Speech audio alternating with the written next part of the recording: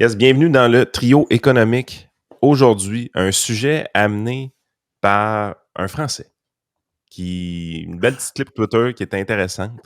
Donc, on va la faire jouer pour commencer le podcast, puis après ça, on va laisser aller Vincent. C'est une clip qui l'avait bien intéressé. Donc, je vous mets ça à l'écran. On Un commence d'une manière un peu différente de Français d'habitude. libéral qui existe. Un vrai libéral, mais il n'est pas au Québec. En plus, il y a des nœuds papillons. Il est fantastique. Je Ah, l'adore, il est honnêtement. classe, là. Fergan. Il est Fait classe. qu'on y va avec Fergan. Réagissez à vos propos sur la nécessaire relocalisation. Je ne suis pas certain que la relocalisation soit nécessairement le corollaire de la transition écologique. Au contraire. Ça fait un peu partie. Non, quand on regarde franchement, quand on regarde le poids du transport de marchandises sur les émissions de CO2, c'est rien du tout. Non, mais c'est pas là-dessus. Enfin, Et quand Emmanuel Macron était à Doha pendant la COP28, il a dit au contraire que l'un des enjeux, c'était la libéralisation des biens environnementaux pour une plus grande intégration économique, pour précisément accélérer aussi la diffusion des technologies vertes. Donc, cette idée reçue qui voudrait qu'une économie plus localisée serait une économie plus vertueuse sur le plan environnemental, honnêtement, c'est une idée reçue que je pense qu'il faut balayer parce que, empiriquement, ce n'est qu'une idée reçue. si, parce que, encore une fois, la mondialisation permet des économies et des rendements d'échelle qui se traduisent par une plus grande efficacité quant à l'usage des ressources. Si vous relocalisez des économies que vous fragmentez, vous perdez en efficacité et donc, à un niveau de richesse constant, vous consommez beaucoup plus de ressources pour produire une marchandise. Donc, ce n'est pas forcément plus vertueux d'une part. Et d'autre part, aujourd'hui, aucune nation n'a les ressources intellectuelles naturelles suffisantes pour conduire le chantier de la transition écologique. Donc vous avez besoin d'une division du travail international pour produire les biens environnementaux, vous avez besoin d'une circulation des connaissances pour accélérer les transferts de technologies. De la même manière que la France a acheté sa technologie nucléaire aux Américains, il va falloir des coopérations pour diffuser l'ensemble des technologies dans les pays émergents et en voie de développement. Et donc, un protectionnisme environnemental de ce point de vue-là ne serait pas plus écologique. Il y a plein d'études qui montrent, par exemple, que le localisme sur le plan agricole, c'est pas forcément plus vertueux quand, par exemple, vous devez produire des choses dans des pays où le climat n'est pas adapté. Il est parfois beaucoup plus vertueux d'importer une marchandise chez un producteur étranger, mais qui, pour des raisons logistiques, climatiques, est beaucoup plus efficace que de produire ses fraises sur son balcon. Vous voyez ce que je veux dire pour caractériser un peu. C'est l'histoire des tomates dont je parlais récemment. Voilà. Non, mais c'est passionnant ce que vous nous dites là. Moi, j'ai une autre question. Mais c'est pas... C'est passionnant, mais peux-tu fermer ta gueule? Écoute, C'est magique. premièrement, soulignons une chose. Moi, je suis en amour quand j'entends ce gars-là. OK? Parce que, un Français qui dit des choses libérales, Ouais, c'est ça. il faut l'aimer. Il faut lui donner de l'amour. Ben, il est tellement tout seul de sa gang. Parce qu'apparemment, si moi, j'ai le monopole du libéralisme au Québec, Fergan doit être un de ceux qui a le monopole du libéralisme en France. Parce qu'il n'y en a pas gros dans la francophonie des libéraux. Et surtout, la deuxième raison, c'est que Fergan s'exprime. Moi, j'ai beaucoup d'hésitation, je suis un peu plus grossier. Il est très fluide. Il est très fluide, il n'y a jamais une hésitation dans son langage. Fergan est un des grands rhétoriciens francophones du libéralisme, pour vrai. Moi, je suis meilleur à l'écrit qu'au vocal. Là. C'est un académique, Fergan, comme toi, ou c'est plus quelqu'un qui est dans les médias? Je ne le sais pas, pour vrai. Je ne connais pas les détails de sa biographie, mais son érudition est absolument... en fait, il est assez érudit pour avoir été mis en débat contre Éric Zemmour à plusieurs reprises. Et la fois qu'il a été en débat contre Éric Zemmour, il l'a fait d'une perspective libérale de l'immigration. Et il a tenu son terrain très, très bien. Ce qui est assez impressionnant parce que Zemmour est un maître rhétoricien aussi. Là. Si je regarde sa petite bio sur Twitter, on parle de DG de l'Académie libre, Académie libre des sciences humaines, établissement dédié au rayonnement de la tradition libérale dans la sphère académique, le savoir au service des sociétés ouvertes. Également auteur Les écologistes contre la modernité, le procès de Prométhée. Et ensuite chroniqueur à Le Point et presse de la Cité. Le livre a été sélectionné pour le prix Turgot 2022 du livre d'économie. Fergan est vraiment...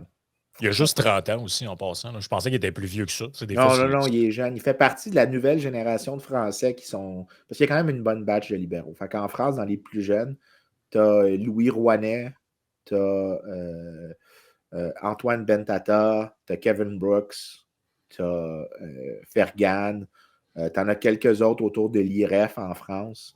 Ils ont un corps de libéraux. Nicolas Marquez aussi, par exemple, qui sont qui ont succédé, par exemple, à des Sabine Herold ou à des choses comme ça, des libéraux français qui étaient très, très, très, très rares. Mais eux sont particulièrement vocaux, ils s'expriment bien, ils réussissent à percer dans les médias beaucoup plus que leurs prédécesseurs, à s'imposer, à créer des institutions complémentaires. Donc, ils sont là et ils sont capables de faire leur place. Mais son propos sur le localisme, c'est la troisième raison qu'il faut aimer Fergan. À part Pierre Desrochers, dans la francophonie, il n'y a personne qui en parle. Ouais, c'est ça que j'allais dire. Ce point-là. Quand il parlait, j'avais l'impression d'entendre Pierre. Ben, c'est le propos du livre de Pierre, là, justement, sur, comment ça s'appelle, le Locavor Dilemma. In Praise of the 10,000 Miles Diet, que c'est exact. mieux. C'est carrément ça, où il explique justement que justement, c'est comme un peu les bases appliquées à l'alimentation de l'écologie libérale, là, d'une certaine manière, parce que c'est l'idée de dire que, ce que Fergan a bien dit dans ses mots, là, que justement, c'est peut-être pas la meilleure idée de faire pousser des trucs au nom de l'autonomie alimentaire dans des endroits où il n'y a pas le climat, il n'y a pas l'énergie, il n'y a pas cette fois les terres sont peut-être pas nécessairement les meilleures terres arables pour faire ça, puis que dans le fond, il serait mieux de se concentrer sur les trucs qui sont productifs à faire. Je sais pas, dans le nord de la France, peut-être c'est bien productif de faire du lait et du fromage, là, je sais pas. Là. Mais peut-être c'est pas une bonne idée, comme il dit, d'essayer de faire pousser des fraises sur son balcon pour être autosuffisant. Californie. C'est ça. Puis ça, c'est un sujet qui est intéressant parce que les libéraux, on est vraiment tout seul de notre gang là-dessus. Là. Dans le sens que tu as des gens autant dans leur tête, ils sont super à droite, là, mais tu as des gens là, autant de la droite nationaliste là, que eux, dans le fond, l'autonomie alimentaire, Caribou, tout ça, il faut faire pousser nos propres affaires pour être autonome, pour être souverain, l'autarcie, puis tout ça. Mais c'est aussi à gauche, chez les gens de Émilise Terrien, de QS, que dans le fond, c'est important de faire pousser nos propres affaires pour les régions, contre le capitalisme, tout ça. Puis tu as des logos qui arrivent avec la sécurité alimentaire. Exact. C'est pour ça que je te dis, c'est d'un spectre à l'autre. Puis à quelque part là-dedans, tu as du monde comme Pierre Desrochers ou comme Fergan. Mais ce discours-là, moi, je suis certain que tu le mets lui sur un plateau, puis tu peux avoir quelqu'un d'extrême gauche ou, entre guillemets, d'extrême droite, puis il est tout seul contre les deux, et les deux sont d'accord sur ce sujet-là. Yep. Moi, ce qui me fascine, c'est comment que ces opposants dans le débat ont l'air déconcertés de ses propos. Ah, ils ne savent pas quoi répondre. Pour eux, c'est une évidence. C'est une évidence que tu ne peux pas produire.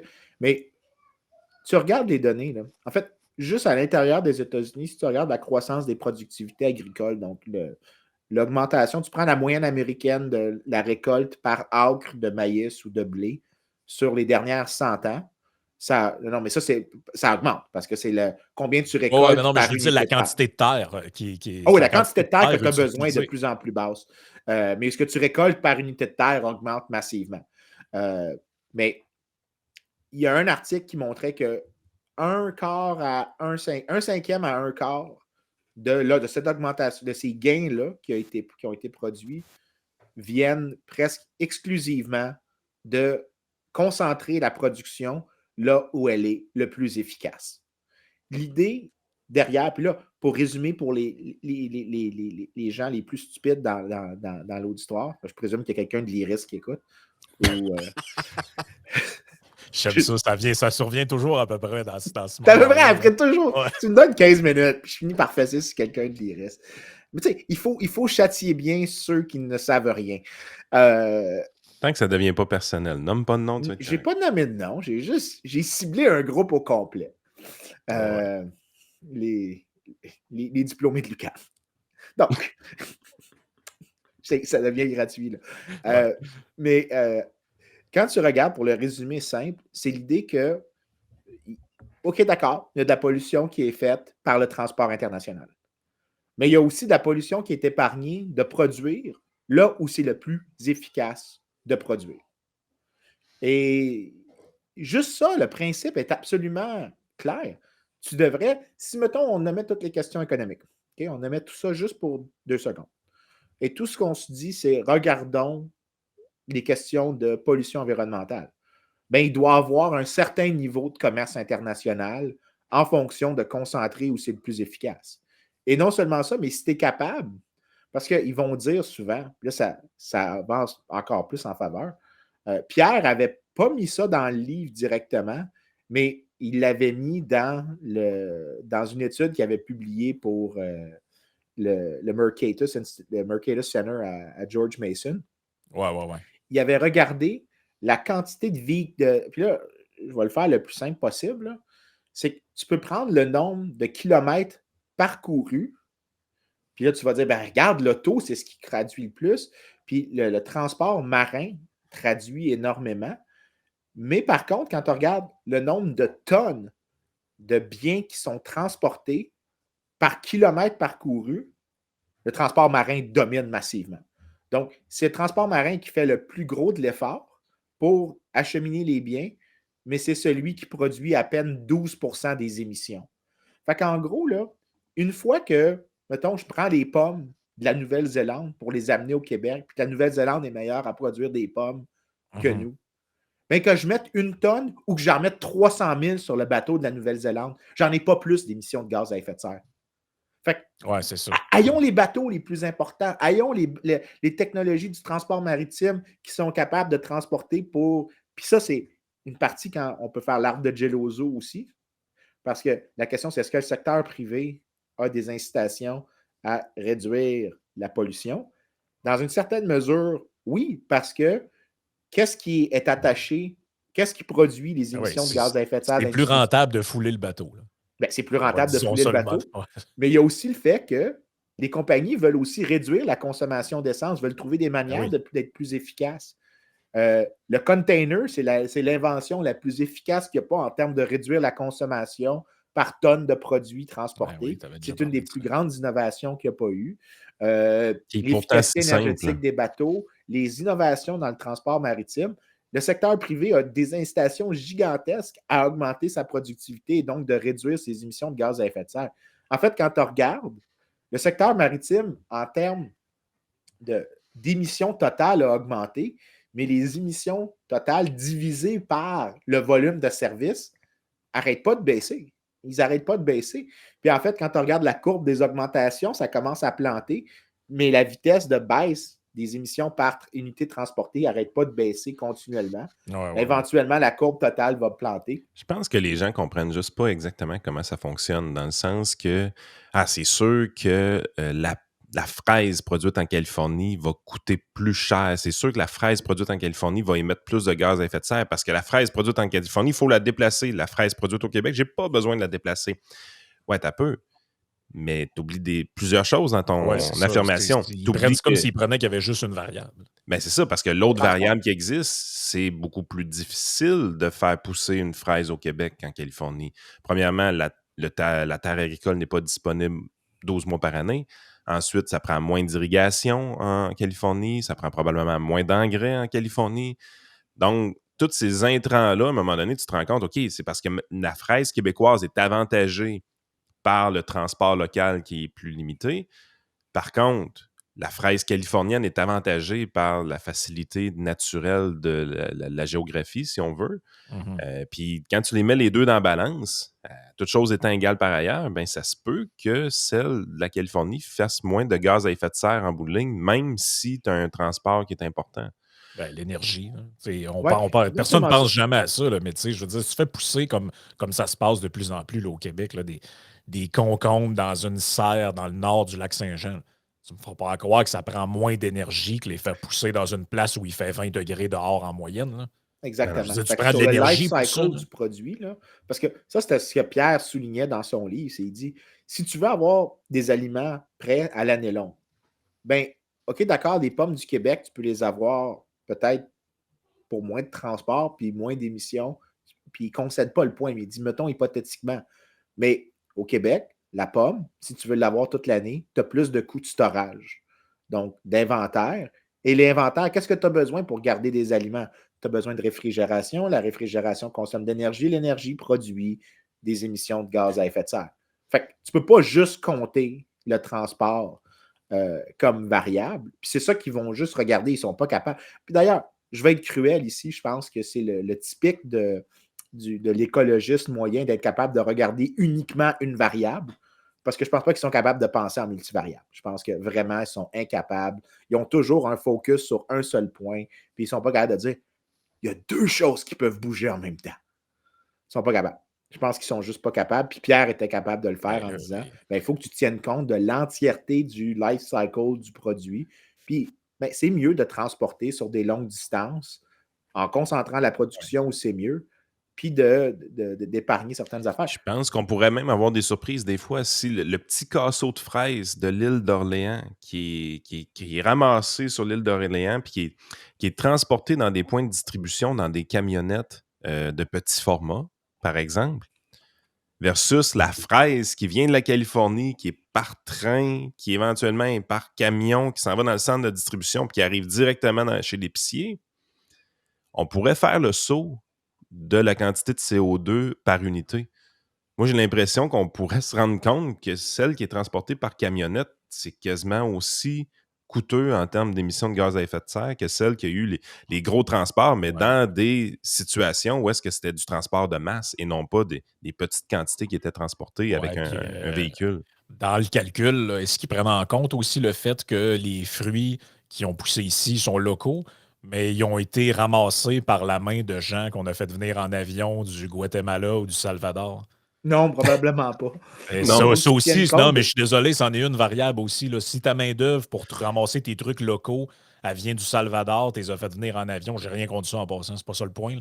Mais je veux dire, non, mais le point, moi, c'est c'est parce que si tu veux moi, faire on ton me dit argument écologiste, il faut que tu le tiennes en compte. Ben ouais, puis moi, on me dit qu'il faut plus que je prenne l'avion, mais il faut que je mange des fruits locaux cueillis par des gens qu'on a fait venir en avion de l'Amérique du Sud là, ou de l'Amérique centrale. Je veux dire, c'est quoi le calcul? Là, je ne suis pas généreux parce que c'est le temps des fêtes. Rappelle-toi, grâce à Québec solidaire, tous les Québécois vont vouloir aller travailler dans l'agriculture. Parce que la vraie culture au Québec, c'est l'agriculture. Les Québécois, il y avait aussi l'argument péquiste là, que dans un pays, tout le monde allait vouloir faire du bénévolat. Là. Ouais. Écoute, le graphique que je te montre à l'écran, Vincent, ça, c'est le bout aussi qu'on oublie tout le temps dans cette histoire-là. Je vous le résume pour les gens à l'audio. On parle des gens qui ont faim, OK? Et la faim dans le monde. Ça, c'est important. Hein? Vision mondiale, il faut sauver les gens en Afrique qui ont faim. 1970, on parle de 24% de la population mondiale qui ne mange pas à sa faim. C'est un pourcentage qui est quand même assez peurant quand tu y penses. Une personne sur 4 sur la planète qui ne mange pas bien. 1970, ce pourcentage-là baisse à 9% aujourd'hui. Donc ça, c'est une innovation qui est fantastique. Tu dis, crime, c'est majeur comme accomplissement. La planète a fait des avancées incroyables. Mais on oublie quelque chose qui est souligné également dans le graphique. C'est pas juste qu'on est passé de 24% à 9%, c'est qu'en plus de ça, il y a 4 milliards de plus de personnes sur la même période de temps. Pensez-y, non? Et qu'on utilise moins de terre qu'avant. On a doublé la population mondiale et les gens qui mangent à leur faim, on l'a coupé en 3. Qui ne mangent pas à leur faim, on l'a coupé en 3. C'est parce que là, c'est pas on ne parle pas d'augmentation, diminution de 15%. N'oublie pas que la population mondiale a plus que doublé dans la période que tu as là sur le tableau. Ben, c'est 4 milliards. Ouais, c'est. Fait que, tu sais, quand tu dis elle a coupé du tiers, c'est encore plus impressionnant que c'est rendu un tiers de ce que c'était, étant donné que la population mondiale a aussi augmenté. Parce que ça, ce que ça veut dire, c'est que, Carlis, on est capable de nourrir. C'est 6 fois mieux aujourd'hui. C'est ça. C'est ça que ça veut dire. Là. C'est gigantesque. On est capable de nourrir beaucoup plus de monde, beaucoup mieux, alors qu'il y a encore plus de monde. Ah, c'est fantastique. Puis en plus, l'élément que j'ai pas dit puis que le tableau ne souligne pas, c'est ce que Frank a dit. On utilise moins de terres arables qu'avant. C'est incroyable. Là. Mais j'ai d'autres chiffres ici. Là. Je ne sais pas ce que ça vaut exactement, là, mais ce qu'on dit, c'est en 1990, il y avait 1,01 milliard de personnes qui étaient dans la faim, là, hunger. En 95, on est à 981 millions. On tombe à 900 millions en 2000. Et là, aujourd'hui, on est à peu près aux alentours de 800. Là. Ben, en fait, 2018, c'est le dernier chiffre que j'ai dans le graphique. Mais tu réalises que c'est quand même 200 millions de moins de personnes qui ont faim. Alors que je suis pas mal certain que si tu poses la question aux gens, ils vont te dire l'inverse. Ils vont te dire non, il y a de plus en plus de gens qui meurent de faim, les inégalités ont explosé. Puis, mais écoute, il y en a un autre meilleur, puis je l'adore encore plus, c'est celui que je viens d'envoyer à Frank. C'est sur, encore une fois, les 3 sites qu'il faut que vous consultiez pour ne pas dire des niaiseries. Puis je parle vraiment aux journalistes ici qui nous écoutent. Olivier Niquet, si tu es là, c'est un site web que tu peux rentrer très facilement. Je sais que c'est difficile des fois de faire de la recherche pour 10 heures, mais ça, je te jure, tu peux la faire en 10 minutes. Juste avant que tu poursuives, je vais finir avec ce petit graphique-là. Les Ouais, vas-y. harvest per area, cereal yield, 1000 kg per hectare of land. 1961, on passe à 1,4. 2021, 4,2. C'est quand même assez impressionnant, là. C'est malade, là. C'est malade. Tu sais, ce petit site-là, Gapminder, là, C'est ça. les tableaux-là sont magiques. Ouais, c'est très Fait bon. que les 3 sites qu'il faut que tu ailles, gapminder.org ou .com? J'oublie tout le temps. Moi, je pogne ça sur Facebook, ces affaires-là. Oui. Gapminder, humanprogress.org, Our World in Data. Parce que moi, je viens d'envoyer parce que les 3 ont des manières de simplifier l'information d'une manière tellement belle. Puis celle que j'ai envoyée à Frank, c'est de Our World in Data. Puis tu peux cliquer sur le time-lapse. Fait que tu pèses play, là. Puis dans le coin en bas, tu vas voir l'animation. Puis là, pour les gens, là, je vais le décrire pendant que Frank pèse le truc. Plus c'est bleu, plus il y a de calories par personne consommée. Fait que là, tu pars le truc à 1820, puis c'est tout du bleu pâle. Puis là, tu vois les données avancées de 1820. Bon, là, la prochaine, c'est 1870, 1980, 1950, 1970. Puis là, à partir de 1970, ce que tu vois, là, c'est que ça devient bleu foncé vraiment vite. Puis il n'y a aucune place rendue en 2018 sur les données que la couleur est dans le blanc s'il y a des données, sauf 2 pays en Afrique. Puis ça, le blanc, ça veut dire en bas de 1800 calories par jour. Ça veut dire mortalité. Okay? C'est une famine. Ouais. Il y a des places qui n'ont pas de data. Là, Non, c'est ça, mais quand je parle, là, tu vas descends en dessous de la République démocratique du Congo, là, juste en dessous. Zimbabwe. C'est même pas en bas de 1800, c'est dans le 2100. Fait que les couleurs me faisaient... mes yeux me trompaient. Mais en bas de ça, tu es dans une zone vraiment inconfortable. Mais la norme de 1500, de 2000 calories par jour, c'est un truc post-1950. Là. Quand tu regardes les études historiques sur les calories, c'était beaucoup moins que les gens avaient. La raison, c'est que tu te concentrais sur le local, tu avais beaucoup de chocs de production locale, tu avais des diètes qui étaient très monogames, que tu avais très peu de diversité, que tu avais des déficiences de nutriments, comme par exemple la vitamine C, qui était une déficience assez cruciale. Le scorbut. Au Canada, c'était la chose en soi. Il faut se rappeler en plus que le résultat pour le Canada, pour comment combattre le scorbut, c'était de faire bouillir des cocottes de pain dans de l'eau chaude. Ouais. Puis c'était la manière de combattre ça. Je veux juste dire qu'un jus d'orange fait la même job. Des cocottes de pain bouilli ou une orange. Ouais. Écoute, je vais y aller avec l'orange si c'est possible. Ouais, c'est ça. Je veux dire, je suis fan de l'orange. Mais tu sais, écoute, même ma mère me conte des histoires de comment elle, quand elle grandissait dans les années 50, l'orange, c'était 2 fois par année. Il y avait ça à Noël. Ah oui, tu avais ça à Noël. Puis elle dit qu'elle, quand elle est allée la première fois en Floride pendant qu'elle étudiait, c'était, mon Dieu, elle ne comprenait pas que ça pouvait exister en si grande quantité. C'est pareil, hein, on finançait nos activités sportives avec la vente d'oranges en février de notre côté. Tu peux pas penser ça en 2023. Il y a des oranges partout à l'épicerie à l'année. Mais nous autres, on finançait des activités sportives en vendant des oranges. Ben oui. Mais tu sais, c'est fou, hein, quand tu regardes le tableau, je regardais, mettons, si tu prends, c'est pas nécessaire de le remettre à l'écran, là, mais si je prends 1830 aux États-Unis, c'est des chiffres qui ressemblent à certains pays africains aujourd'hui. Capoté, hein? Ouais. C'est fou, là. C'est que tu dis que tu as la qualité alimentaire. La qualité. Là, on ne parle pas de la qualité, là, mais tu as la quantité d'énergie disponible via l'alimentation dans certains pays d'Afrique qui est l'équivalent en 2022 ou 2023 de ce qu'un Américain moyen avait accès en 1830.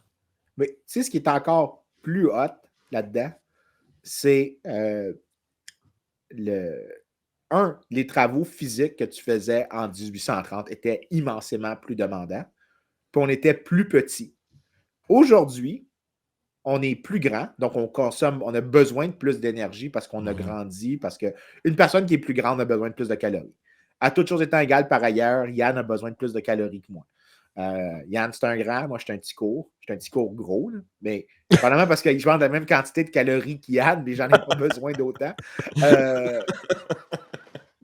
Mais c'est pour ça que je suis un bon bedonnant. C'est sûr que je pense que la quantité de calories que je mange est probablement plus élevée qu'Yann, anyways. Peut-être pas. J'ai mangé bon honneur aussi. Mais en tout cas, mettons ça de côté. Le fait, c'est qu'on en a besoin de plus en termes de notre corps en soi, mais le travail physique qu'on fait est moins demandant. Ben oui. Puis ça veut dire qu'on vit dans un monde aujourd'hui où tu as des situations de surplus calorique. Le problème qu'on a, c'est le commerce international a tellement été efficace à nous nourrir que notre problème aujourd'hui, c'est que certaines personnes en ont trop de nourriture. Ben oui. Ben en fait, Yann en parle souvent de ça, là, que, par exemple, avec le loisir, la société était tellement efficace dans la production que ça a libéré beaucoup de temps. Puis il y a des gens qui ont beaucoup, voire trop de temps pour le loisir. Fait que ça donne honte les fans Pornhub et autres, et l'Iris. Mais I'm not letting go today. Mais un autre des effets négatifs de quelque chose de très positif, ben c'est l'obésité. C'est l'obésité que tu as dans plein de pays. Puis la raison pour laquelle on peut être obèse, c'est parce qu'on est assez productif pour nourrir tout le monde. Là. Donc, tu sais, moi, le mythe de on va tous mourir de faim dans pas long, puis c'est genre, il faut faire de l'autonomie alimentaire. Tu sais, je me promène dans la rue, puis je me regarde dans le miroir le matin, puis je pense qu'on est correct pour un bout. Là. Il n'y a pas personne qui est en voie de mourir de faim. Je te garantis aussi. C'est drôle parce que il y a un de mes amis qui a un papier en document de travail qui est vraiment hot. De toute façon, on peut revenir au localisme.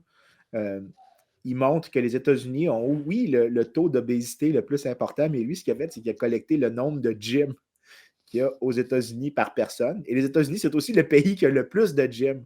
Puis, ça ne me surprendrait pas que si on regarde la distribution des gens aux États-Unis, tu as probablement une distribution avec des queues épaisses, comme on dit souvent dans l'émission, ou est-ce que tu as une bonne proportion de gens qui sont en très bonne santé et qui font le choix de faire ça, puis qui vivent dans une société tellement riche que le gym n'est pas un truc coûteux, puis que tu peux passer une bonne quantité de temps à t'entraîner, puis tu as un paquet de gens qui s'en calissent, puis qui ont choisi d'être des petits grassouillets comme moi. Puis moi, c'est vraiment parce que, écoute, c'est pas particulièrement... Puis aussi, c'est quoi le coût de l'obésité? Faut quand même souligner que... On a des bonnes pelules. Tu as un système de santé très performant.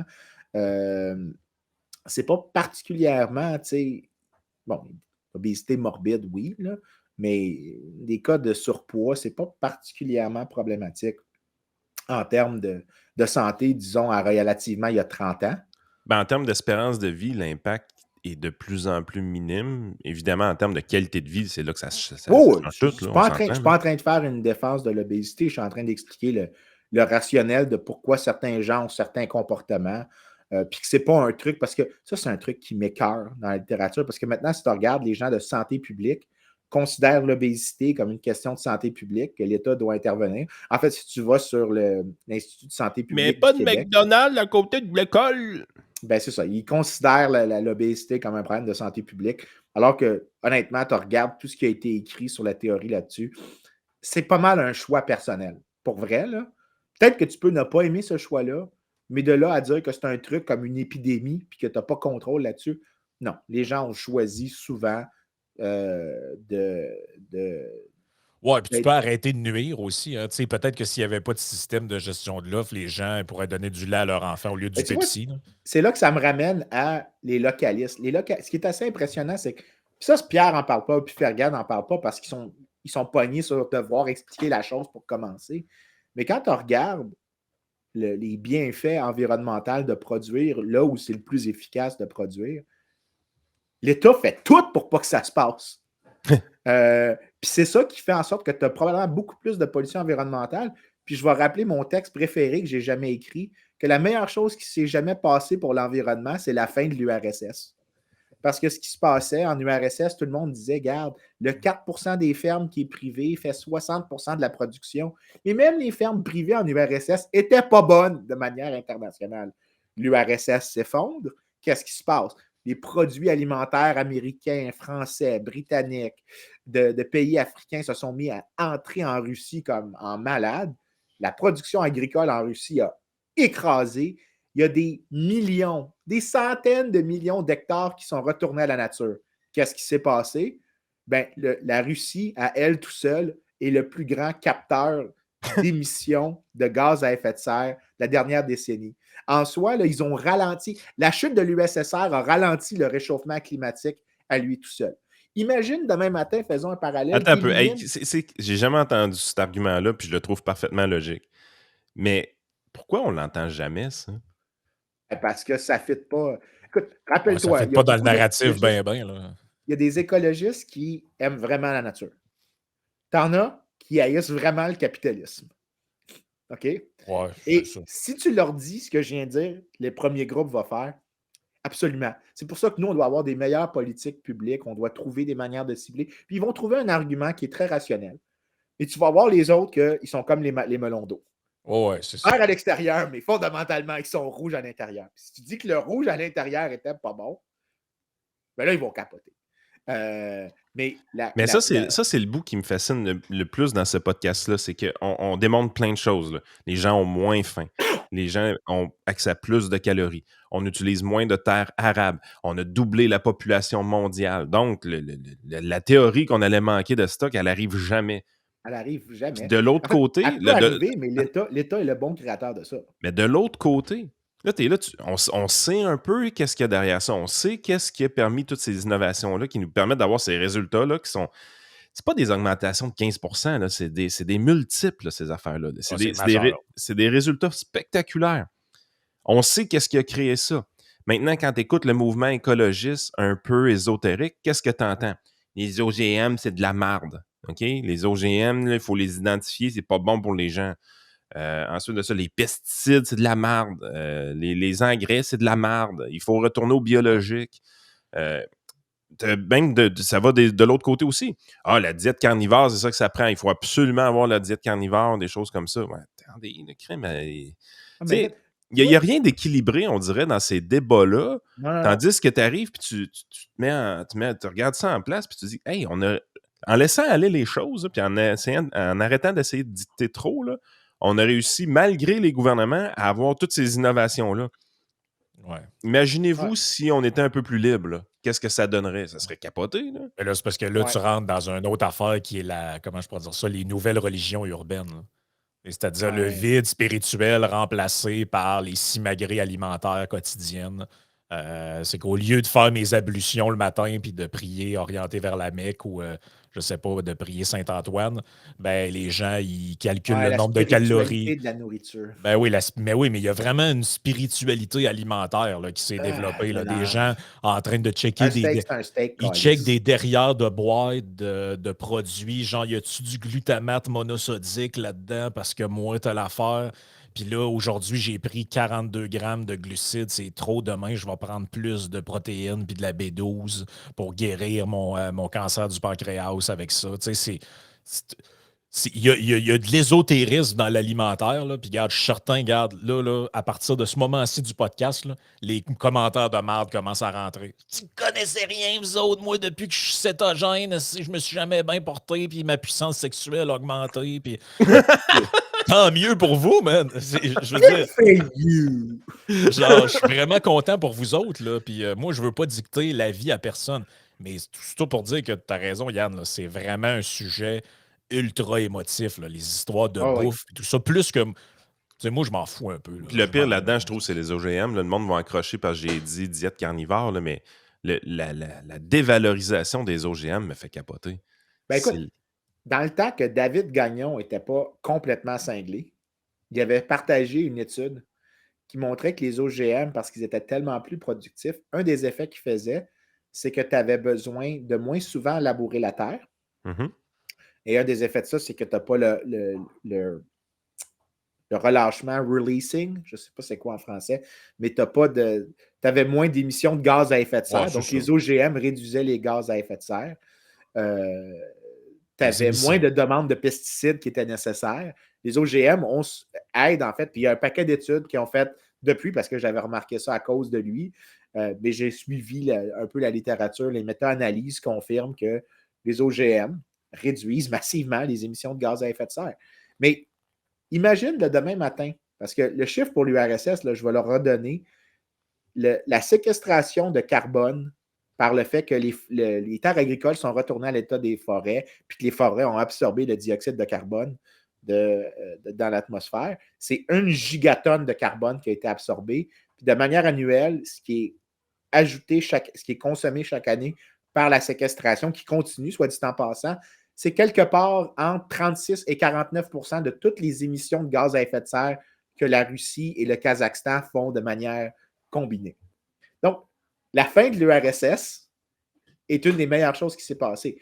Mais imagine au Canada, on a un paquet de subventions stupides sur la production agricole. On a des tonnes de terre qui pourraient retourner à l'état de nature. Le Bas-Saint-Laurent, ce n'est pas une place pour faire de l'agriculture. Je m'excuse pour les gens du Bas-Saint-Laurent, mais ce n'est pas une place fertile. Mais il y a un paquet d'aides gouvernementales qui fait en sorte qu'il y a un paquet de fermes qui sont encore en opération. Demain matin, tu arrêtes les aides gouvernementales à l'agriculture, puis on importe des endroits qui produisent le plus efficacement. Mais le Québec va devenir un séquestrateur de carbone. Donc, la libéralisation agricole pourrait avoir un effet incroyable. Donc, accepter d'importer plus de biens alimentaires de l'externe et retourner les terres arables en forêt ou peut-être construire des maisons aussi, sacrément. Je ne sais pas. D'ailleurs, construire une maison, c'est une autre manière de séquestrer du carbone parce que quand tu construis avec du bois, le bois contient le CO2 dans l'arbre, mais c'est uniquement quand il est brûlé qu'il est transformé. Mais une maison, tant que la maison ne brûle pas, il n'y a pas de relâchement des émissions de gaz à effet de serre qui sont contenues dans le bois. En fait, ça, il y avait un article aussi là-dessus que j'avais lu, que j'avais beaucoup aimé. Un peu par coïncidence, la durée de maturité pour une ferme d'arbres. Donc, tu fais du private tree farming pour juste couper des arbres et le refaire. Donc, d'avoir un terrain que tu fais juste faire de la culture d'arbres. C'est à peu près la période optimale de séquestration parce qu'il y a un point à partir duquel l'arbre va relâcher du charbon. Donc, trop vieux, il peut devenir un émetteur. Mais la période on va voir ça où l'arbre est à sa pleine maturité. Oui, c'est ça. La privatisation des forêts pourrait être environnementalement bénéfique, d'avoir des gens qui font de la récolte puis qui font de la gestion scientifique des forêts. D'ailleurs, c'était ce qu'on soulignait l'été passé quand apparemment le Québec brûlait. On disait, oui, effectivement, c'est une année exceptionnelle, mais les accidents baissent d'année en année malgré le réchauffement climatique. Mais ça, c'est parce que la gestion scientifique des forêts est tellement devenue intense et bonne qu'on est capable de gérer le problème. Mais si maintenant, ce que tu en fais, c'est que tu ajoutes le profit motive là-dedans, je te garantis que le party est parti. Là. L'idée puis c'est ça la partie du localisme qui est dangereuse, c'est qu'ils veulent revenir tellement au local sans réaliser que de mondialiser, c'est probablement la meilleure manière de gérer les problèmes environnementaux liés au commerce international, c'est d'en avoir encore plus parce que tu concentres la production dans les endroits les plus efficaces possibles, puis tu donnes toutes les incitations à utiliser les économies d'échelle dans le transport maritime, d'améliorer les technologies du transport maritime. D'ailleurs, soulignons une chose, aux États-Unis, une des plus grandes barrières aux productivités du commerce maritime aux États-Unis, c'est le Jones Act aux États-Unis qui interdit des bateaux étrangers de faire du commerce entre des ports américains. Il faut que ce soit sur des bateaux américains. Là, les bateaux américains sont plus vieux, moins bons. Si tu libéralisais le commerce maritime à l'intérieur des États-Unis, tu aurais des bateaux beaucoup plus efficaces, qui consomment moins d'énergie, qui sont moins vieux. Et tu aurais probablement moins d'émissions, surtout étant donné que les États-Unis, à moins que je me trompe, je sais qu'il y a des journalistes qui veulent faire du fact-checking. Les États-Unis, c'est une grosse économie, je pense. Mais il y a une chose qu'on fait depuis le début. Là. On débunk toutes sortes de trucs. On vante les mérites de l'innovation agricole qu'on a vécue dans les dernières années. Il y a une chose qu'on contourne et qu'on n'a pas encore traité, c'est le fameux argument de la sécurité alimentaire. Ouais. C'est toujours ça qu'on va ramener en dernier recours là, quand on veut fermer la gueule à un libertarien. On va lui dire « Ouais, mais là, à un moment donné, la sécurité alimentaire, c'est important. » On l'a vu pendant la pandémie. Quand les frontières sont fermées, on manquait de bananes à l'épicerie. En fait, c'est plus de papier cul qu'on a manqué. Mais bon. Vous voyez un peu le genre. Ben oui, les gens n'avaient pas de papier cul alors qu'il est fait sur la rive sud de Québec. Déjà en partant, c'était quand même drôle. J'ai une réponse super simple. Les terres sont encore là. Je veux dire, si, mettons, le demain matin, il y a une crise, puis, mettons, toutes les pommes de la Nouvelle-Zélande disparaissent. La Nouvelle-Zélande, l'île de la Nouvelle-Zélande au complet disparaît au complet. Il n'y a plus rien. Les Chinois nous coupent le Pacifique. Oui, c'est ça. Il y a quelque chose comme ça. Là, mais tu sais, j'imaginais un cas où est-ce que tu regardes la carte, puis le lendemain matin, tu te lèves, puis la Nouvelle-Zélande n'existe plus sur la carte. Elle a comme Ouais, genre un scénario à la Al Gore. Là, tu Ouais, te quelque lèves un chose comme matin ça. puis la Floride est en dessous de l'eau. Il n'y a rien qui nous empêche. Les terres agricoles qu'on n'aura pas produit et donc pas avoir produit des gaz à effet de serre, d'avoir fait la séquestration du carbone, si on en a vraiment besoin, on peut les ramener en production. On peut les ramener en production très rapidement. C'est pas Il va falloir particulièrement défricher. difficile. Ben, écoute, si on était au 18e siècle, ça prend beaucoup de temps à défricher. Aujourd'hui, je te garantis que tu peux défricher une terre mécaniquement. Là, si le prix est assez élevé, tu vas utiliser les meilleures technologies pour défricher une terre en 1 mois et demi, puis après ça, partir ta récolte massivement. C'est pas impossible de faire ça. Puis deuxièmement, tu peux aussi stocker de la nourriture. Je veux dire, ça existe. C'est possible. Puis là, il faut quand même aussi souligner, en plus de tout Ration ça, Québec. non, je laisse faire ce que je viens de dire. C'est dangereux ce que je viens de dire. Parce que là, ils vont faire les Moi, je pense que Frank, il nous pose malchance ici. Parce que Nostra de Frank, là, il cause des problèmes. Il colle des shots, là, puis après ça, ils le font. Mais la question que je me demande, c'est-tu parce que Frank a collé à shot qu'ils le font? J'ai comme un doute qui a commencé à émerger, que c'est pas juste que Frank est un prédicteur indépendant, c'est que je pense que Frank cause l'événement. J'ai vraiment peur que... Moi, je pense qu'il faut qu'on ne permette plus à Frank de faire des prédictions. Ben, parce que je suis convaincu que c'est lui qui est cause. Ben, la shot que je me suis fait quasiment le plus peur avec ça, c'est quand j'avais dit dans le podcast le matin, check les bains, ils vont nous ressortir le 3e lien. Ça m'a fait et capoter cette affaire-là. À 2h de l'après-midi, il y a une conférence. Ben là, on a pensé à ça. On a décidé qu'on va leur faire. Là, j'étais là. Pour de vrai, genre, le go, es-tu abonné à Patreon ou quoi? Là? C'est quoi l'histoire? C'est quoi le nom de sa femme, Suzanne? Isabelle. Isabelle. Si tu pouvais l'imaginer parler du show, c'est pas ce que Frank a dit dans son show, Isabelle. Je suis capable de faire des imitations. Là. Mais je peux l'imaginer parler de ça. Mais en tout cas, le point est que on a mis tout ça sur la table. Il y a quand même la réponse la plus simple au monde. C'est quoi qui va amener à une crise qu'on n'aura plus d'aliments? La COVID, là, c'était le cas extrême de ça aurait pu se passer. À ce que je sache, il n'y a pas eu de problème en épicerie. Il n'y a pas eu de situation. En fait, de ce que je me souviens, un des problèmes de la COVID, c'est qu'il y a beaucoup de gens qui ont eu des grosses pertes, des grosses prises de poids.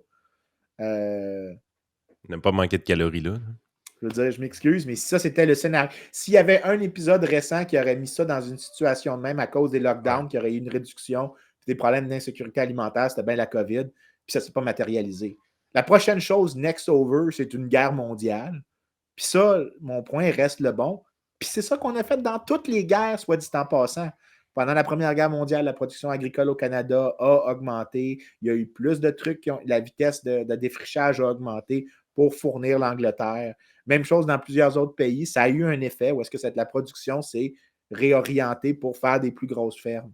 Ben, il n'y a rien qui nous empêche de faire ça. Là. Puis de s'appauvrir maintenant, de payer plus cher pour de la nourriture, de polluer maintenant, pour peut-être avoir quelque chose dans 50 ans quand il va y avoir l'événement super rare, qui n'a peut-être pas de chance de se passer puis qui ne posera pas un si gros problème qu'on a une police d'assurance pour ça. Pour vrai, c'est comme, je sais pas, si je pense je ne suis pas capable d'imaginer une assurance aussi stupide que ça. Ben pour moi, c'est le même concept que quelqu'un qui se construit un abri nucléaire au cas qu'il y a une bombe atomique. C'était comme, OK, mais genre, c'est parce que... Ouais, whatever. Tu as ton abri, tu vas survivre 3 mois dedans, OK, fine. Puis un coup, après 3 mois, tu ouvres le capot, il y a des radiations dehors, tu fais quoi, là? À peu près, ouais. Tu fais quoi? Ça ressemble pas mal à ça. Je veux dire, Yann, tantôt, tu as mentionné l'affaire, on a parlé des OGM, mais il y avait aussi le point que j'ai accroché sur ce que tu as dit, c'était sur mettons, les pesticides. Oui. Je me souviens, je l'ai retrouvé pendant que Vincent parlait, là, mais un des articles que j'avais bien aimé, c'était cet article-là de Bjorn Lomborg qui en parle là, de ça, là, de beaucoup En 2012. En 2012, il parle des pesticides et des insecticides là-dedans. Là. Puis, tu sais, entre autres, il en parle de un, puis là, je n'ai pas retrouvé le nom exactement, là, mais tu sais, il dit, dans le fond, qu'il y avait eu des pressions aux États-Unis pour le faire interdire en disant que, dans le fond, ça causait le cancer, puis tout ça. Mais lui, ce qu'il disait, c'est, genre, quand tu analyses les données des stats, peu importe comment tu les prends, il disait, je la quote quelque part ici, on ne remarque pas plus de 20 décès par année aux États-Unis, et celles-ci sont toutes reliées à des erreurs humaines. Donc, dans le fond, des des quantités anormales qui avaient été répandues, par exemple, sur une récolte ou des erreurs humaines, là, de l'empoisonnement relié à la mauvaise manipulation de produits. Puis que, dans le fond, il y avait. C'est un peu comme Vincent disait dans le podcast de la semaine passée sur les bureaux de la concurrence, là, que ça venait souvent, ces trucs-là, suite à des reportages ou tout ça. Là. Puis il montrait aussi ça, là, que justement, c'est souvent relié à un reportage qu'un média a mis en ligne. Là, puis là, tout d'un coup, il y a de la pression. Il faut faire interdire tel produit, c'est dangereux. Là, t'es comme, c'est dangereux. Je viens d'envoyer un livre à Frank. Puis ça, c'est mon livre, c'est un de mes livres préférés. Il est bon en soi, mais le titre est excellent. Je vois déjà Yann. C'est du trolling. Non, mais c'est un livre très sérieux qui est très bien fait. Ça s'appelle Saving the Planet with Pesticides and Plastics. Qui est un livre. Je veux dire, le titre est. Tu peux pas faire plus. Il y a des cerveaux qu'on peut apprécier dans une vie. Hein. Ouais, celui-là, c'en est un. Là. Mais Dennis Avery, une des choses qui se souligne dans le livre, c'est sur les pesticides, une des choses qu'ils ont, c'est qu'ils sont tellement efficaces à augmenter la production que peut-être qu'ils polluent plus que par unité de terre, mais ils demandent tellement moins de terre qu'au net, ils sont bénéfiques. Oui, puis pas juste ça, tu en avais, juste c'est parce que c'est un complément à ce que tu dis, là, mais dans le texte de Lomborg, je me rappelle aussi qu'il disait que tu avais des pesticides que c'est vrai qui peuvent contribuer à augmenter ton risque de cancer, sauf qu'il y en a, entre autres, là-dedans, que c'est à cause de ça qu'on a combattu des virus comme la peste bubonique. Là. Ouais, genre, écoute, des virus qui étaient transportés par certains insectes. Puis t'es comme, OK, on a tué les insectes avec un produit qui peut-être augmente vos chances d'avoir le cancer, mais cet insecte-là, il transportait la peste, ou un autre virus, genre vraiment dangereux. Ben c'est ça. Ben, tu sais, c'est pas la première fois que je le parle. Quand je dis des fois que les pesticides peuvent sauver des vies, même si en laboratoire, ils ont un effet cancérinogène, c'est que s'ils réduisent le prix de l'alimentation, puis que tu as moins de gens qui ont des déficiences alimentaires, qui ont des diètes plus balancées, ben au net, l'effet économique, pas l'effet biologique du pesticide, pourrait être au net positif. Si en plus tu ajoutes l'élimination de certains animaux qui traduisent des maladies, ben ton problème est clairement du bord du pesticide. Mais tu sais, ça s'applique aussi au plastique, puis des choses comme ça que les gens aiment critiquer. Des fois, ces technologies-là ont l'avantage d'épargner d'autres ressources. Donc, pense à toutes les choses qu'on avait besoin avant, par exemple, pour juste faire un sac. Ben, dans le passé, au 19e siècle, pour faire pas faire un sac, au début du 20e siècle, les sacs étaient faits en jute. Ouais. C'est quelque chose que tu as besoin de production agricole pour faire. Tu as besoin d'acre de production. Maintenant, ça sert à faire des vêtements de gauchistes. C'est ça. Mais là, ça sert à habiller Catherine Dorion. Yann, aujourd'hui, je pense, c'est rare que je réussisse à faire rire Yann aussi systématiquement, mais aujourd'hui, ça fait plusieurs fois que je le fais rire. Là. Je pense qu'aujourd'hui, j'ai réussi une couple d'affaires. Mais moi, regarde, avant, tu avais besoin de ces terres-là. Maintenant, tu n'as plus besoin de ces terres-là. Ces terres-là sont retournées à l'état de nature. Oui, le plastique cause de la pollution en lui-même. Mais si tu considères ce qui l'a remplacé, ben, si les arbres qui ont poussé sur les terres agricoles qui ont été abandonnées ont fait de la séquestration de carbone, ben, l'effet que tu as, c'est peut-être même, soit que l'effet négatif du plastique a été mitigé, ou même peut-être a été annulé s'il est très efficace. Puis ça ne veut pas dire que les alternatives qu'on a sont super bonnes. Fait à un moment donné, c'est le temps là, qu'on arrête de faire les fausses images de. Faire peur au monde. Ah oui, il faut arrêter de faire peur au monde. Regardez ça, là. Arrêtez de faire peur au monde. Ça va bien. Il y a des choses qu'on fait comme faux pour avoir ce genre de résultats-là. L'espérance de vie, 31 ans en 1800. Hey, on serait tous morts déjà. Là. Oui. En 1800, moi, Frank puis Vincent, on est morts. On est morts. C'est fini. C'est de la perspective de ta naissance. Là. Dès que tu es né, tu avais tes chances à mourir en décollant. En moyenne, ta chance était de te rendre à 31 ans. Là, il faut se rappeler quand même que 40% des enfants ne survivaient pas leurs 5 premières années. Hein? Il faut juste se rappeler de ça. Hein, puisque, fait qu'il y avait des gens de 50 ans en 1800. Là, c'est ça que il y avait des gens de 50 ans, mais il faut se rappeler que 40% des enfants ne survivaient pas 5 ans. OK, je répète. Aujourd'hui, là, on trouve que c'est tragique qu'un enfant meure avant 5 ans. Parce que ça n'arrive pas! Puis aujourd'hui, 73 ans. Puis là, on parle dans le monde, évidemment. Vous comprenez que c'est plus au Canada. Là. Mais c'est ça qui arrive. Les gens vivent plus longtemps, les gens sont plus gros, les gens mangent plus, les gens sont plus grands, il y a plus de monde et ça fonctionne encore. Ben, Combien de personnes ont eu la cave d'annoncer la fin du monde? Ah, ils n'ont jamais la cave, ils sont toujours récompensés. Paul Ehrlich continue, qui était un des plus connus des Doomsday. Il ah ouais, il est encore aimé, adulé, reçoit des. Oh, Parce que. Hey, je m'amuse donc bien avec ce site-là aujourd'hui. Regarde encore, là. Ben écoute, c'est comme François Les, Trahan. les aires protégées. 0,03% en 1900. On s'en crissait-tu, tu penses, des aires protégées dans le temps? À cette heure, c'est 18% des terres qui sont protégées. Man, 18% des terres sont protégées sur la planète. ah oui, c'est Un pied carré sur 6 est protégé. Voyons, Non, ça mais va ça, mal dans le monde, là? Mais ça, c'est à cause. Ça, c'est pas grâce à la croissance économique et au développement. Non, non, non, non, non, Yann. C'est grâce à des gens brillants qui sont capables de gérer nos routes efficacement, mais ouais, aussi ils de sont bons sauver pour la planète. planifier. Ils sont bons pour planifier. Ils avaient tout planifié Juste ça. pour, Ils avaient ça, c'était leur plan depuis le début, Yann. juste pour compléter ce que je disais tantôt, là. Ça, j'ai pas fait ça, Yann. Paul Hermann Müller. Bon, c'est qui Paul Hermann Müller? Lui, c'est le lauréat du prix Nobel de médecine en 1948. OK? Donc, pourquoi il a gagné en 1948 le prix Nobel de médecine? Parce qu'il a découvert en 1939 qu'on pouvait utiliser le DDT, qui est un produit chimique, Ouais. comme insecticide.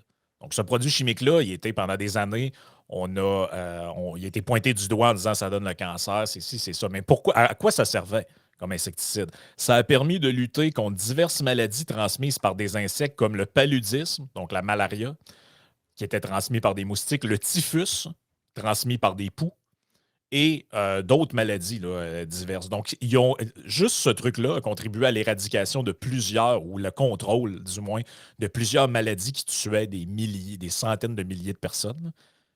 Pour le output de ça, c'était quoi? Bon, quelques cancers ici et là. Là, on parle de peut-être, je pense que c'était aux États-Unis, 30 ou 40 cancers qui pouvaient être reliés à ça par année.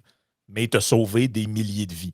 Et le gars, il a gagné le prix Nobel de médecine pour ça. C'était la première fois que quelqu'un qui n'est pas médecin gagnait un prix Nobel de médecine parce qu'il a tellement ça a tellement sauvé de vie, ce truc-là, qu'ils ont donné un prix Nobel de médecine. Mais quand tu connais pas ces trucs-là, puis tu regardes les trucs, tu regardes l'actualité, tu regardes juste le petit bout de la patente, tu te dis, ben oui, mais c'est un produit chimique, c'est pas bon, ça détruit le corps, ça donne le cancer.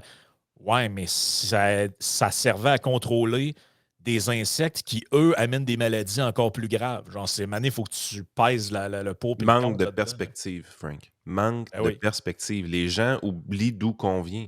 Les gens oublient à quoi ressemblait la vie avant une innovation majeure comme celle-là.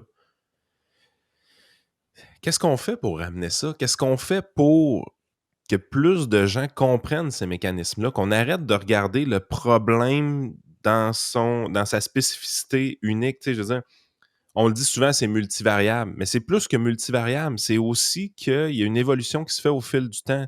On ne vit plus aujourd'hui comme à l'époque, mais on oublie pourquoi on ne vit plus comme à l'époque. Tu sais, c'est le bout qui est important. Pourquoi il y a une épidémie d'obésité? OK, parfait. Pourquoi il y en a une? Ah, ben c'est les Américains, là, la culture américaine, les McDo, là, puis Burger King. Mais non, Christy, pourquoi il y a une épidémie d'obésité? Parce qu'on est que le tellement fucking riche. capitalisme a fait en sorte qu'on est capable d'avoir beaucoup de calories pas chères. Ça, Ben, il y c'est a la une vraie chose que le raison. communisme est capable d'enrayer, c'est l'obésité. Ça, tu peux être sûr d'une affaire, c'est que dans les régimes communistes, il n'y a pas d'obèse, sauf le gars avec une coupe de cheveux de crème glacée qui en Corée du Nord. Lui, c'est le seul petit gros de son pays. C'est fou hein, quand tu regardes les C'est ça images, le tout pire. le monde est super svelte, puis t'as lui qui arrive, les boutons du côte sont en train d'éclater. Mais c'est vrai pareil, c'est con, là, mais tu peux même le voir visuellement. Mais c'est vrai qu'il n'y a pas d'autres gros en Corée. Non. Normalement, on s'attendrait que les proches du pouvoir aussi soient gros, mais tu te rends compte que même les proches du pouvoir ne mangent pas là-bas, sacrément. En fait, je suis sûr que si je pouvais avoir la distribution des BMI dans tous les pays, plus un pays est dictatorial, plus le BMI est inégalitaire. Que tu as une coupe de gros, puis tu as beaucoup de On va pas avoir gros. le coefficient génie de. Moi, je suis sûr que les États-Unis, c'est une nation très égalitaire au terme du poids. Mais pour vrai, pour revenir à moins d'insultes contre les communistes qui les méritent bien. Le localisme, c'est d'aller dans toute la direction opposée de ce qu'on vient de dire. C'est une fausse bonne idée. C'est pas juste une fausse bonne idée, c'est une crissement mauvaise fausse bonne idée. Tu vas avoir plus de production dans des endroits inefficaces. Tu vas avoir plus de problèmes de conservation de l'énergie. Tu vas avoir plus de carences de production pendant l'année. Des diètes moins stables. C'est pour ça que souvent, ils vont venir avec l'idée de la décroissance, parce que la seule manière qu'ils ont de sortir de ça, c'est de dire, oui, mais on devrait aussi consommer moins. Parce que nous, ce qu'on va dire, c'est, regarde, tout ce qu'on réussit à avoir, on peut l'avoir avec moins d'émissions. Eux, ils vont dire, on pourrait aussi avoir moins d'émissions, puis manger moins de ces choses-là, puis vous pourriez tous manger de la luzerne toute l'année, puis vous seriez heureux. Avec les puis... niaiseries de genre s'alimenter selon les saisons. Là. Ouais, Franchement, c'est exactement. pas normal de manger des fruits et des légumes l'hiver. Ben oui, Chris, moi, je vais manger quoi, moi, l'hiver? Ben écoute, mais... navet. Vous devez plus manger de viande, vous devez avoir une alimentation avec des légumes, mais vous devez manger saisonnier. Ben là, mais tu as vu la différence entre nous et eux, Frank, ce que tu viens de dire? Eux vont faire un jugement moral sur ce que les gens devraient faire. Ouais. Nous, ce qu'on dit, c'est, étant donné ce que les gens veulent faire, voici le système qui génère les meilleurs outcomes. Mais ça, est-ce qu'on peut convaincre les gens moralement, par effort moral? Mettons que je crois vraiment que la luzerne, c'est ce qu'il faut que tu manges toute l'année. Pas tes calices d'affaires. Ben, c'est ça. Ben, convainc-moi, ou je peux faire l'effort de convaincre l'autre personne, mais je n'ai pas à faire de loi là-dessus. Nous, ce qu'on dit, c'est, étant donné les choix et les préférences des gens, le système qui est le plus capable de générer les améliorations environnementales dont on parle, c'est la mondialisation des échanges. C'est d'arrêter de subventionner l'agriculture. C'est d'arrêter d'encourager la production locale. C'est d'encourager la production dans les endroits là où c'est le plus productif. L'objectif qu'on devrait avoir, c'est celui que j'avais déjà dit dans un épisode. Si on pouvait avoir une seule personne sur Terre qui produit toute la nourriture pour tout le monde avec un seul arpent de terre, ça, c'est l'idéal. Si un dude pouvait nourrir tout le monde en travaillant 20 minutes par année sur sa terre de un arpent, we should be happy.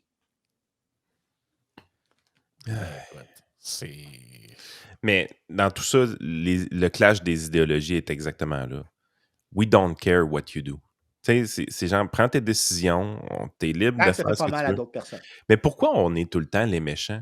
Dans le sens qu'on est des gens qui vous disent ouvertement, fais tes affaires, j'ai le droit de te juger, mais c'est pas pertinent.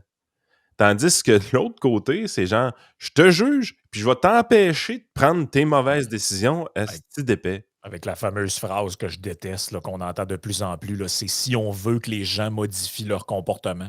Mais t'as pas à vouloir puis à penser que tu vas changer mes comportements, espèce d'abruti. Non, mais c'est ça, personne n'ose le dire. Tout le monde est comme, ah ouais, c'est vrai, tu sais, la carotte au lieu du bâton. Puis on va donner aux gens dans le fond, on va leur montrer qu'on va leur offrir des alternatives pour qu'ils puissent faire ci pis ça. Mais c'est pas de vos affaires si les gens bouffent de la viande ou si les gens mangent. Tu sais, si quelqu'un veut être intégralement vegan puis manger que des légumineux, c'est son choix, c'est sa vie. Ah, mais c'est comme Milton Friedman disait, it's only the other guy who's greedy. Yeah. C'est facile de dire que tu veux que l'autre personne ait des bons comportements parce que toi, tu penses qu'elle n'a pas des bons comportements, mais toi, tes comportements à toi sont 100% idéal. Ben oui. Je suis sûr qu'on peut faire l'inventaire de ce qu'Olivier Niquet, lui, il fait dans une journée. Je suis sûr que c'est un exercice constant de la vertu et du parfaitisme toute la journée. Ben, l'alimentation. Il n'a rien fait. Puis lui, en tout point, il est idéalisé. Puis je suis sûr que si tu me demandes la question, je pense exactement la même chose. Ben oui. Mais tout le monde pense que son mode de vie... La différence, c'est que moi, je ne veux pas réguler le comportement d'Olivier Niquet, même si je pense que son comportement, c'est celui d'un improductif qui travaille 10 heures par jour pour produire 15 minutes de matériel, puis qui n'est même pas si intéressant que ça. Mais écoute, Olivier, si tu nous écoutes, t'es bien. T'es cute. T'es cute. T'es bon. T'es bon. C'est ça. C'est important, cette période de T'es bon. Non, pose-toi pas de questions. T'es bon. T'es bon. Ton salaire d'un 6 chiffres payé par nos impôts le justifie. Mm-hmm. Exact. Mais écoute, c'est ça. Les gens, la plupart des gens pensent que leur... pas la plupart, mais beaucoup de gens pensent que leur choix personnel devrait être universalisé à tout le monde parce qu'ils sont meilleurs que les autres. Parce que forcément, si tu fais du prêchi-prêcha, c'est pas parce que tu penses que ton mode de vie à toi est inférieur à celui des autres. Mais tu sais, pas mal sûr que si tu demandes à un curé c'est quoi la gestion optimale de la sexualité, il va te dire c'est l'abstinence. Mais si tu demandes à quelqu'un qui se promène dans des trucs d'échangistes, il va te dire c'est le libertinage, les couples ouverts, tout ça. Il n'y en a pas de science là-dedans. Là. C'est la même chose avec l'alimentation. Si tu demandes à quelqu'un qui aime la viande, il va te dire moi, je mange l'alimentation, pour moi, c'est ça, puis c'est ça. Puis si tu demandes à un autre qui a une phobie du sucre, lui, il mange pas aucun légume racine, puis il n'y a pas de dessert, puis pas rien. Puis l'autre à côté mange que des légumes. Puis, mais au final, c'est votre vie. T'sais. Vous faites ce que vous voulez. Ça revient au même. Moi, je n'ai pas à dire aux gens comment ils doivent gérer leur vie intime ou leur alimentation ou tout ça. Tu as juste le droit de juger les gens que tu veux juger, puis de t'amuser, puis de dire ce que tu veux. Ouais. C'est sûr que comme la fille, j'ai le droit de te critiquer. Mais ça. faisons un addendum, parce que c'est quand même un addendum important à faire. Si on dit laisser les gens libres, ça ne veut pas dire non plus qu'on vous encourage à faire quoi que ce soit. Ben non. Ça veut dire qu'il n'y en a pas de subvention à consommer local. Il n'y en a pas de subvention. Parce qu'on avait fait l'épisode sur les Pays-Bas, puis que j'avais souligné que les Pays-Bas, la raison que tu avais un malaise qui avait été causé, c'était que les Pays-Bas étaient une des choses qui subventionnaient massivement. C'était la production porcine. Et que le problème de dire il y a trop d'émissions de gaz à effet de serre à cause du porc. Oui, mais depuis 1970, la production agricole la plus subventionnée aux Pays-Bas, de manière directe et indirecte, c'est la production porcine. Fait que peut-être que si tu trouves qu'il y a trop de porc et que le porc fait beaucoup d'émissions de gaz à effet de serre, peut-être que ton problème, c'est que l'État l'encourage. Fait que encourage-le pas. Check, je me sens jugé. Là. Yannick Marceau, il dit que le gâteau aux fruits, ça goûte la merde. Sachez-le, la direction. Chris, c'est bon le gâteau aux fruits. De quoi tu parles, man? C'est bon. Non, mais je veux dire. Non, mais je vais le modérer. Fuck that. Je serai le modéré. Jusqu'à il y a très récemment. Hey, ta gueule, tu parlais de mettre un steak dans un micro-ondes à un moment donné. Modéré. J'ai jamais fait ça. J'ai jamais mis de steak dans le micro-ondes. Quand même, là. Non, mais moi aussi, je trouvais que ça goûtait à marde, le gâteau aux fruits, jusqu'à temps que je goûte à celui de la grand-mère de ma blonde. Lui, il est très bon. Mais je sais pas pourquoi il y en a qui sont bons et d'autres dégueulasses, mais... Hey, t'avais-tu la chienne que ta blonde écoute le podcast pour faire cette nuance-là? Parce qu'en réalité, tu trouves que ça goûte la marde, le gâteau aux fruits, mais tu dis, Chris, je peux pas dire ça. Grand moment à ma blonde va me taper ses doigts. Tu penses-tu vraiment que ma blonde elle écoute toutes les niaiseries que je dis? Elle a des podcasts, en entend à longueur de journée. Là. Je confirme qu'elle écoute pas le trio. Là. Ça, je te le confirme. Elle a assez de passages à jour. Parce que moi, ce que vous compreniez, c'est que je pratique mes affaires dans le courant de la journée, là, involontairement. Fait que là, quand je sors du bureau, telle affaire, bon, encore avec ces histoires. Fait que c'est ça. Elle n'a pas besoin de... C'est ton cobaye pour améliorer l'amélioration continue. Il faudrait qu'on remercie ta blonde publiquement à un moment donné pour tout ce qu'elle endure avec toi. Yann, on sait que c'est une sainte, sa femme. Je veux dire, elle a déjà acquis son paradis. Toi, tu nous as déjà dit que la tienne on n'a jamais encore reconnu celle de Frank. Il a aussi mérité son paradis. Oui, exact. Mais il me dit par contre, quand il pratiquait ses imitations puis ses chansons, elle n'était pas dans la maison. Les imitations, elle aime vraiment pas ça. Puis des fois, je m'en rends pas compte puis j'y parle comme le go. Tu sais, t'es en train de, mettons, de cuisiner de quoi, puis j'arrive à côté. Ça a bien l'air bon, ça. C'est du sucre à la crème, ça. Je dois te demander en maudit ce que tu fais là. Moi, j'espère juste que tu n'as pas imité dans des moments particuliers. Très non, ça, je me garde. C'est ça, man. Tu m'as cassé, là. Non, quand même. Là, j'ai cassé. Hey, est-ce qu'on termine le show là-dessus? Là? Ouais, c'est avant que ça dérape. On est rendu presque dans du Patreon. Ouais, c'est ça. Mr. Speaker. Exact. Mr. Speaker. Ciao, tout le monde.